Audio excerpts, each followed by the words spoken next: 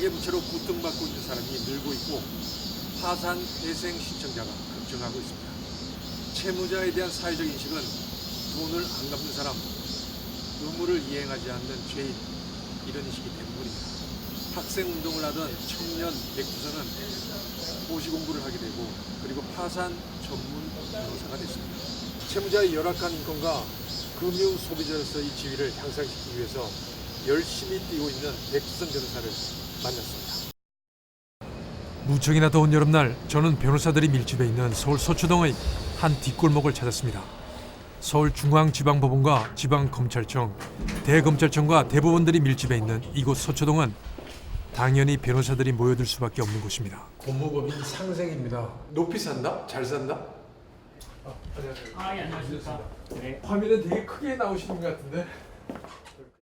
서울시 민생치매근절 민관대책협의회 의원, 서울금융복지상담센터 자문위원, 한국파산회생 변호사회 회장, 그리고 현재는 법률사무소 상생 대표 변호사입니다. 상생이라는 저는 서로 네. 서로 상자 생해 예.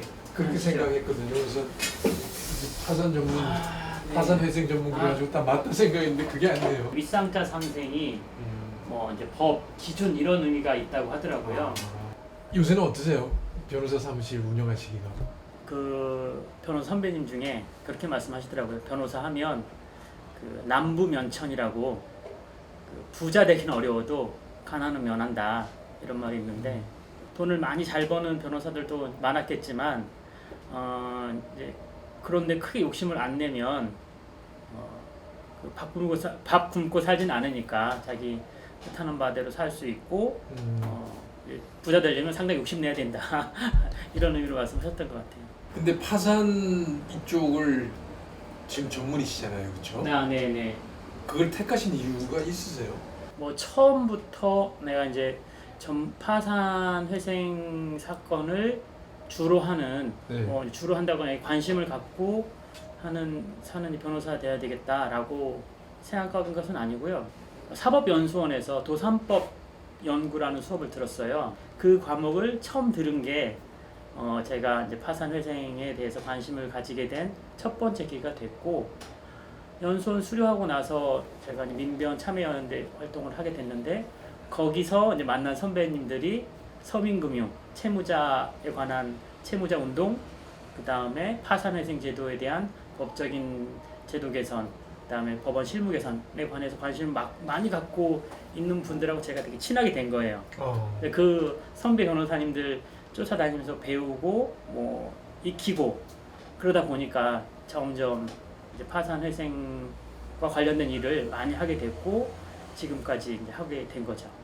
백 변호사는 학생운동을 열심히 한 후 민변에서 활동했습니다. 그리고 선배 변호사의 영향을 받아 파산회생 전문 변호사가 됐습니다.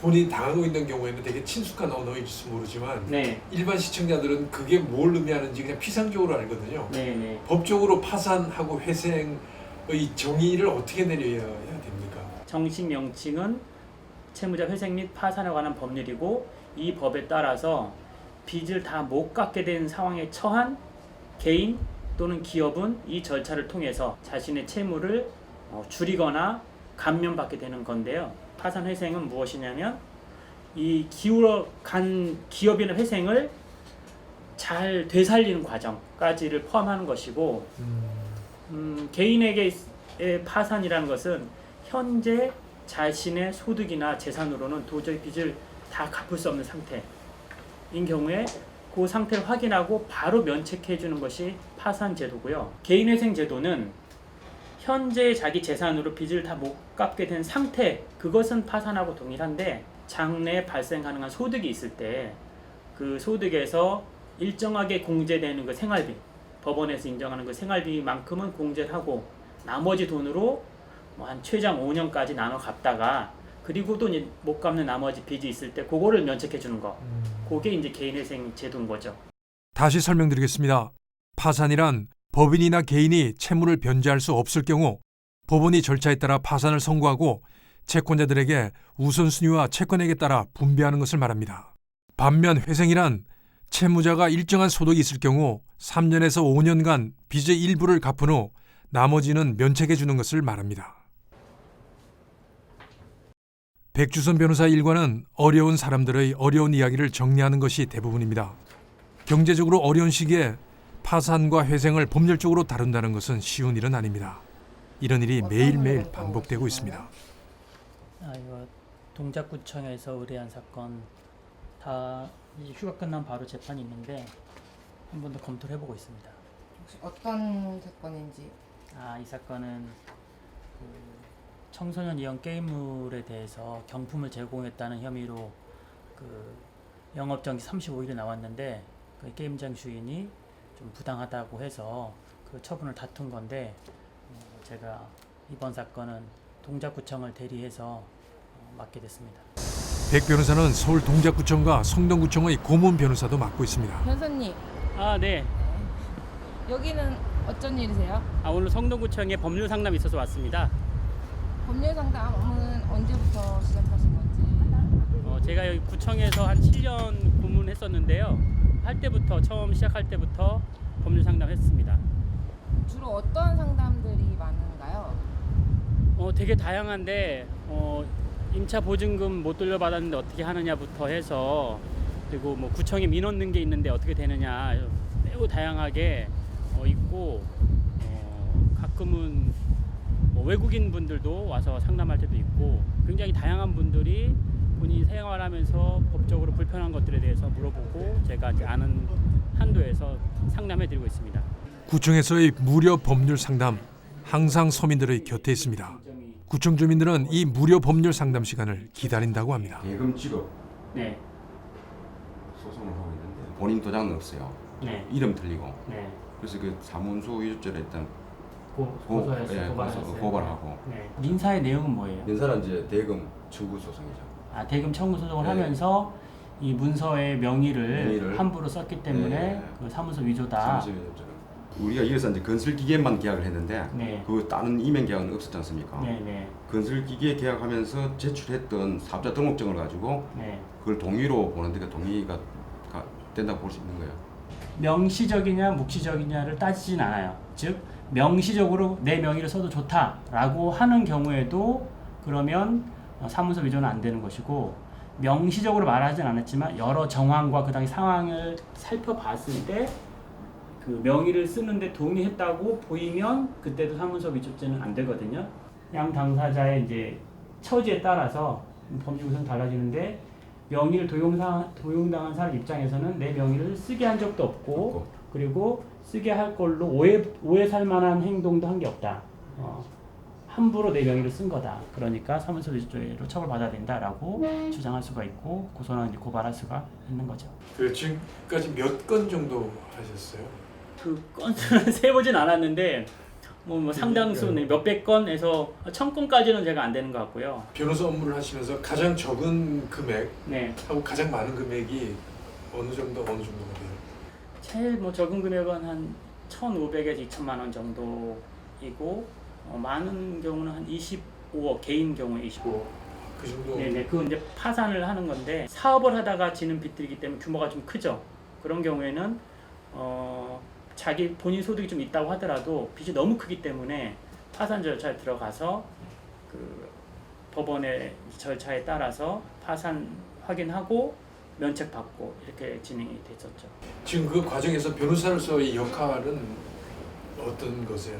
우리나라 상황에서 여전히 그 채무자가 빚을 못 갚게 되었음에 불구하고 파산이나 회생 절차에 들어가는 것을 좋지 않게 보는 그런 인식이 있는데 그 인식을 적어도 상담 온 채무자에게 그렇지 않다라는 것을 알려주고 신속하게 이 지금의 그 지급 불능 상태, 빚을 다 못 갚을 상태를 법적으로 정리해줘서 사회적으로 그다음 경제적으로 정상적인 생활을 두 번째 출발을 할 수 있도록 지원하는 것이 이제 변호사가 할 수 있는 일인 거죠. 지금 파산 회생 절차를 밟는 사람이 많아요? 통계적으로는 연간 한 15만 정도의 건이 법원에 접수가 되는데요. 그중에 한 5만 건이 개인 파산, 10만 건이 개인 회생, 이 정도 비율로 이제 접수가 되고 진행이 되고 있습니다. 최근 경기 악화로 60세 이상의 개인 파산과 회생이 급증하고 있습니다. 특히 금융권 개인 회생 신청이 부쩍 늘고 있다고 합니다. 그 정도 많다고 생각하십니까? 아니면 제가 생각하는 것만큼만 채무자를 위해서 잘 작동하지 못하고 좀 원활하지 못해서 파산회생 신청을 들어와야 될 사람들 못 들어온 사람이 많다고 저는 봐서 조금 더 늘어날 수 있고 늘어나야 된다. 그래야 이 빚의 문제, 큰 틀에서 보자면 가계부채 문제를 완화하는 하나의 기제도 되고 채무자 개인의 삶을 좀 개선하는 데도 도움이 되고 이렇게 보는 거죠. 악의적으로 지금 파산 회생 제도를 이용하려는 사람도 있죠. 주로 이제 이런 경우 같아요. 기업을 운영하다가 자기가 기업 운영할 때 일부 소득이 있잖아요. 그거를 이제 아내 명의나 자녀 명의로 뒀는데 채무자 처지에서는 그건 좀 아껴두고 싶고 남겨두고 싶은 건데 요 이제 경계선이 약간 모호해서 이런 것들을 악용이냐 이렇게 볼지 약간 의문이긴 하되 채무자가 생존할 수 있는 최저의 어떤 재산이 좀 적어요. 다른 나라, 특히나 미국에 비해서는. 어느 정도 적습니까? 파산 절차를 통해서 빚감대 쓰지 않고 채무자가 보유해도 좋다라고 공식적으로 인정이 되는 게 압류가 되지 않는 가제 도구 같은 거 하고 주거에 관해서는 주택임대차 보호법상 인정되는 소액임차 보증금 5천만 원? 네, 서울 기준으로 한 4,300만 원 그 정도 하고 6개월간의 생활비 현금 900만 원 정도인데 당장 서울에서는 그 정도 수준으로는 생활하기가 어렵거든요. 그래서 적어도 이 지역에 따른 좀 차이는 두어야 되는 거 아니냐. 서울에서 인정된 그 물가 수준에 비춰서 그 채무자에게 인정된 면제점을 좀 높일 필요가 있고, 그건 이제 법원도 많이 개선책을 의논하고 논의는 하고 있어요. 근데 아직 다 반영은 안 됐고, 현실적인 수준으로 면제점 범위를 좀 넓혀줘야 이게 좀 좋지 않겠나 이런 생각을 하죠.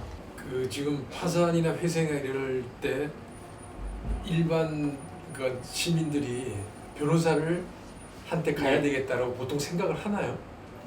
지금은 뭐 법률구조공단에서 무료로 지원을 받기도 하고 서울금융복지상담센터라든가 뭐 성남시 금융복지상담센터에서 무료로 지원해주기도 하기 때문에 다양한 또 창구도 있고, 그런데 그런 곳에서는 이제 지원해주는 대상이 한계가 있어서 그 지원 대상 안 되는 분들은 변호사들을 찾으려고 하고, 왜냐하면 본인 스스로 하기에는 시간도 많이 걸리고 절차도 잘 모르니까 일정하게 이제 그 비용을 들여서라도 맡겨서 하는 것이 나은 면이 있는 거죠.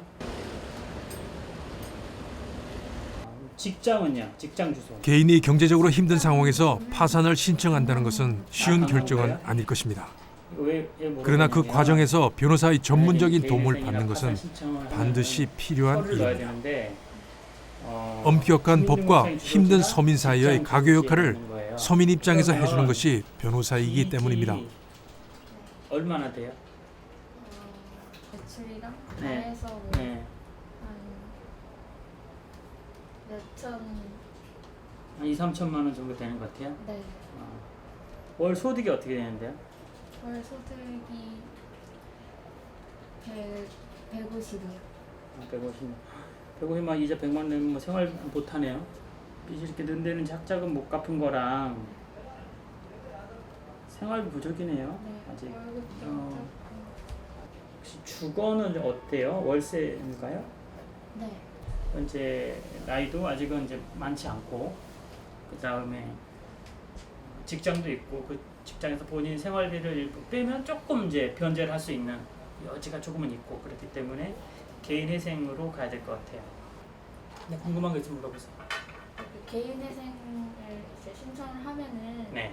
이제 계속 돈을 갚다가 혹시라도 몸이 아프거나 하면은 직장을 그만둘 그렇죠, 그렇죠. 수가 있잖아요. 네. 그럴 때 또 못 갚게 되면 어떻게 되는지. 변제 계획대로 변제를 못하는 걸로 결론이 난다. 그럼 원칙은 개인 회생 절차가 폐지되는 거예요. 법원에서 재량 면책 제도라는 게 있어서 이런 경우를 폐지시키면 너무 아깝잖아요. 그래서 법원이 좀 심사를 해서 다 못 갚았지만, 즉 변제 계획안 대로 다 이행을 못했지만 이런 경우라도 나머지 빚을 면책하게 해줄 건가 말 것인가 판단해서 여러 가지 상황을 봤을 때 면책해주는 게 좋겠다고 판단이 되면 면책을 해줘요. 그러니까 좀 불가피한 상황 때문에 빨리 졸업하게 되는 거죠. 이 파산회생 절차가.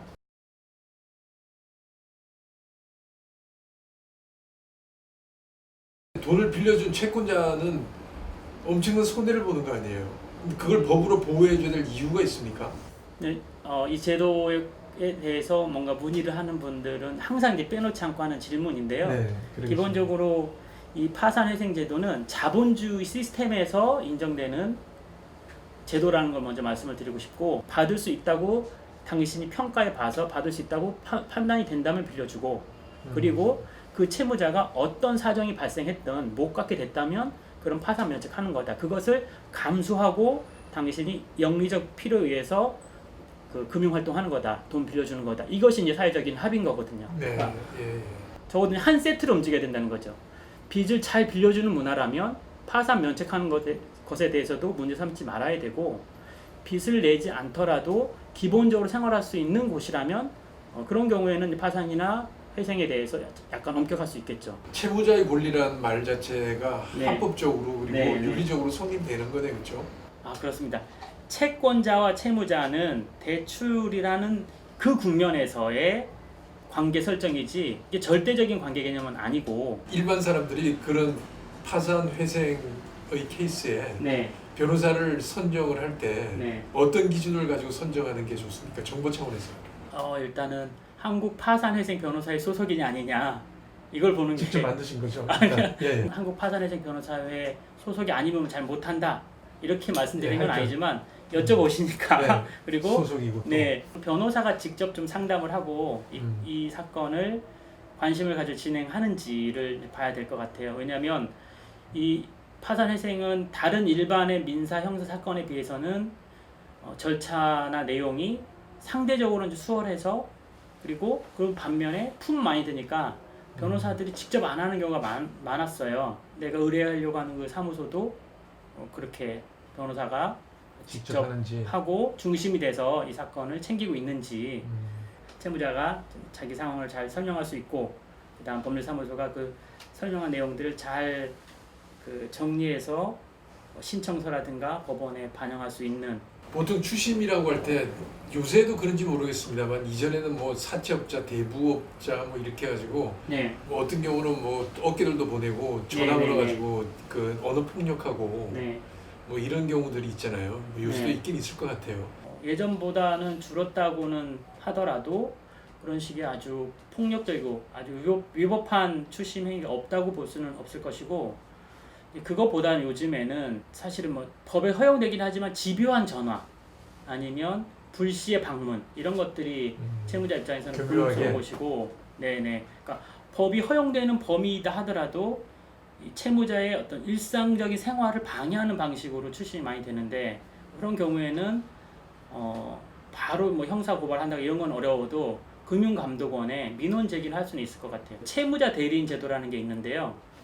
그 채권의 공정한 추심에 관한 법률에서 도입한 제도인데, 채무자가 자신의 이제 대리인으로 변호사를 선임하고 그 선임한 사실을 서면으로 채권 추심한 사람에게 통보를 하면, 그 다음부터 채권 추심자는 채무자에게 직접 연락하거나 찾아오거나 뭔가 편지라든가 물건을 전달하지 못하도록 되어 있어서, 다만 이 제도가 현재는 대부업자가 추심하는 경우로만 한정되고 있어요. 은행이나 뭐 신용카드 회사나 캐피탈사가 채권 추심을 할 때는 채무자에게 이 채무자 대리인이 선임돼 있든 돼 있지 않던 바로 직접 연락하거나 찾아올 수 있도록 돼 있어서 좀 이제 굉장히 이제 한계가 있는 거죠. 백 변호사는 한국 파산회생 변호사회를 만들어 점점 늘어나고 있는 파산회생 업무를 좀 더 전문적으로 다루고 법과 규칙 등 이와 관련된 일들을 조직적으로 오늘 모임 협의하고 어떤 있습니다. 모임인지. 오늘 한국 파산회생 변호사회 원래회 모임인데요. 우리 파산회생 변호사회를 알리는 홈페이지도 만들고 채무자를 좀 직접적으로 도와줄 수 있고 활용할 수 있는 그 홈페이지도 이제 같이 만들려고 회의를 하고 있습니다. 한국 파산회생 변호사회는 작년에 만들어졌고요.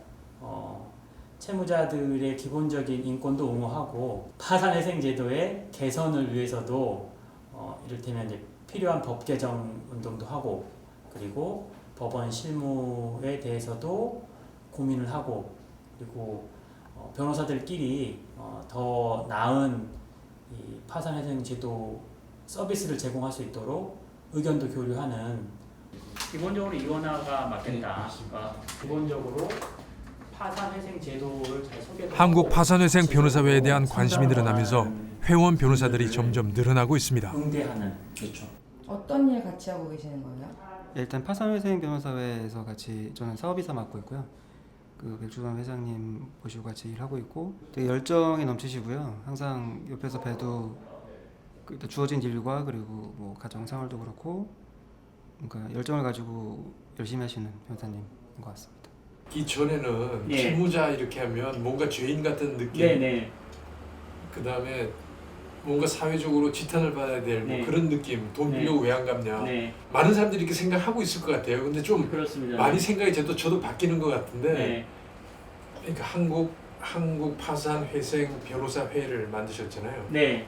만드신 이유는 혼자서 싸우기는 벅차고 제도적으로 뭐 보완해야 될 게 많습니까? 이 파산회생 제도가 더욱 그 본래 취지에 맞게 잘 작동하도록 미진한 법제도도 개선하고 법원의 실무도 개선하는 활동을 할 거고, 의인에게도 신뢰를 받을 수 있고, 그 다음에 법원도 신뢰할 수 있는 파산회생 사건 수행 이런 걸 목적으로 하고 있는 거고, 또 하나는 이걸 통해서 저도 저지만 우리 이제 그 새롭게 이 변호사가 되는 젊은 변호사들이 이 나름의 어떤 사명감과 어떤 보람을 느끼면서 파산회생 영역에서 활동할 수 있도록 그 판을 좀 만들어주고도 싶어서 파산회생 변호사회라는 것을 작년 이제 8월에 만들게 됐습니다. 유일한 취미가 스킨스쿠버를 하면서요. 육지가 싫으세요? 아니 물속에 들어가고 싶으신가요? 제 아들이 다니는 태권도의 관장님이 이 스킨스쿠버 강사도 했던 거예요. 그래서 뭐 이런저런 얘기 나오다가 혹시 이거 배워볼 생각 있냐? 저도 그럼 이런 식의 취미도 하나 가져주면 좋겠다 생각이 들어서 그 관장님한테 배워서 하게 된 거죠.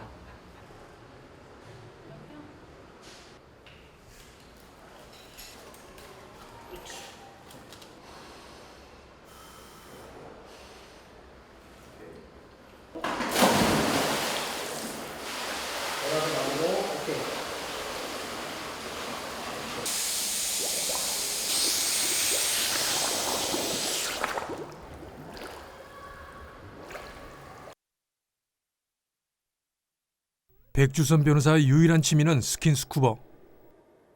육지에서 느끼는 스트레스가 모든 것이 느리게 변화하는 물속에서는 서서히 사라짐을 느낀다고 합니다.